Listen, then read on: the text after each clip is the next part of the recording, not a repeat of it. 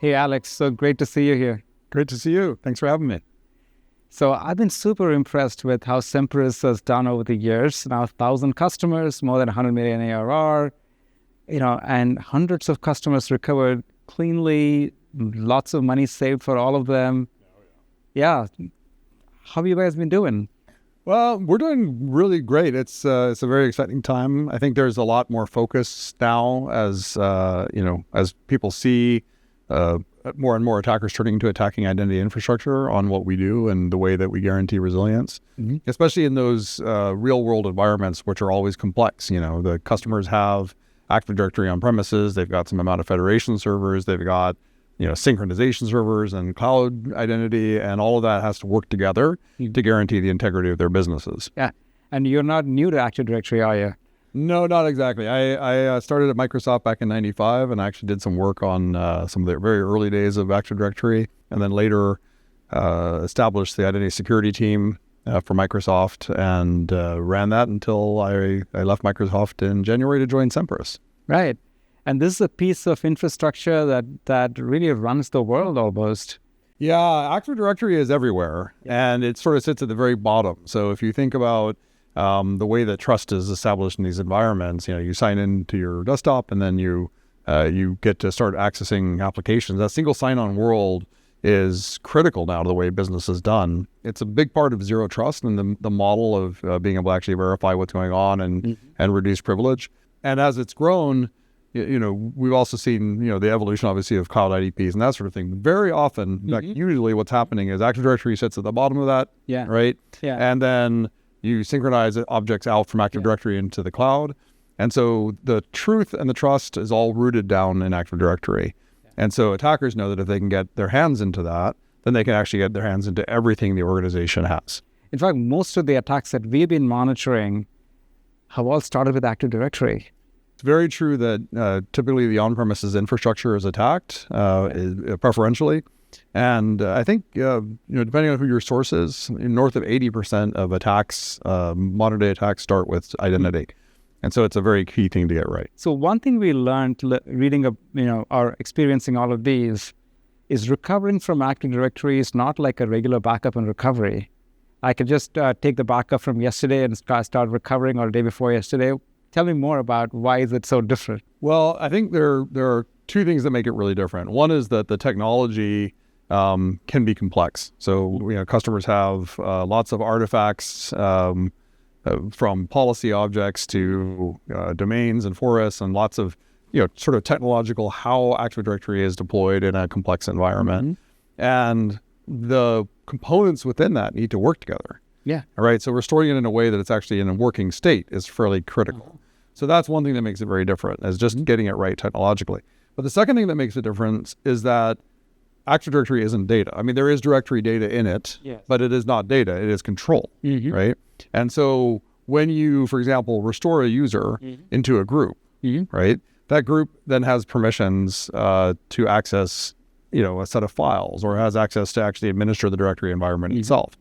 And so being aware of the state changes that are in the directory and understanding how the attackers use those state changes to make sure that they stay in control of the environment is really essential. If you backed up everything else perfectly, and then you backed up the directory with the attacker still in place in that directory, then at that point, you've just given away the whole environment again.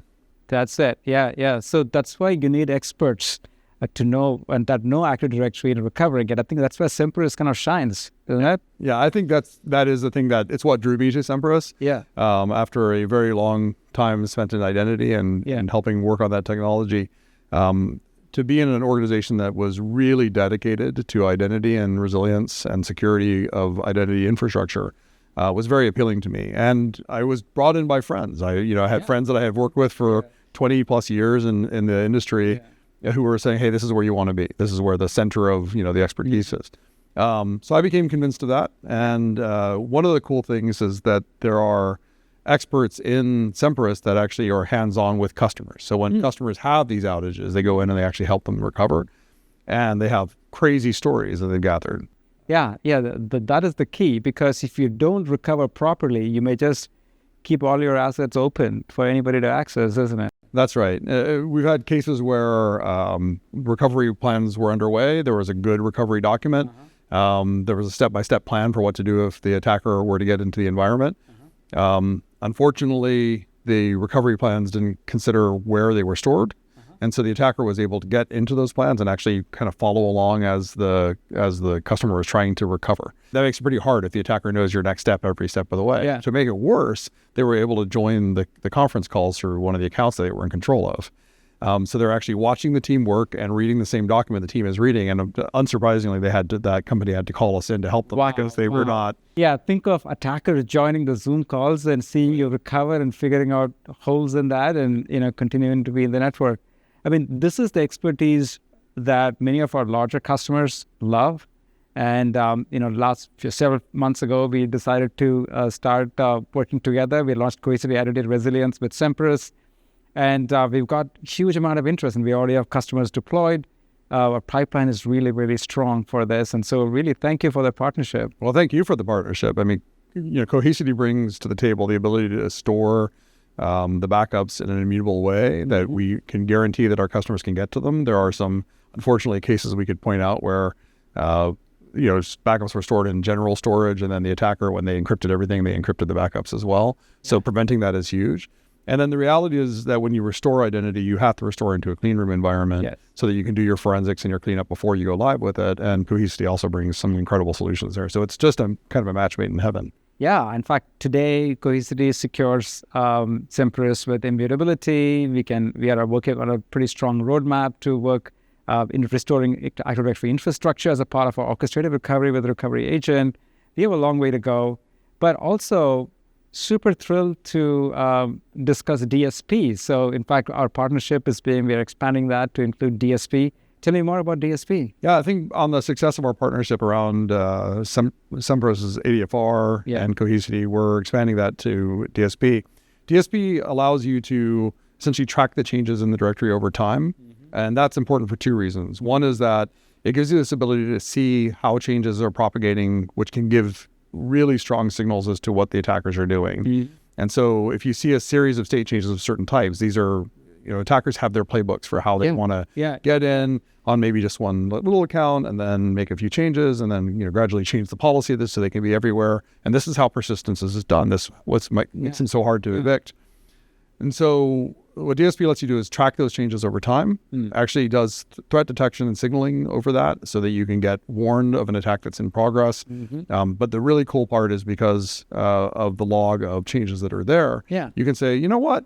All of those changes that got made by that attacker, let's roll them back to a month ago. Right? So anything that attacker did, we can actually do quarantine, we can do containment, and rollback. And that's such an important thing to do as part of the overall story. So we have our clean room, we restore the environment into the clean room, we can now do our forensics inside that clean room and roll back any attacker progress in that environment before we go live with it. Yeah, and to repeat, I mean, this is unique because only DSP can really detect and evict the attackers, probably even before the attack occurs, or maybe even after you identify that.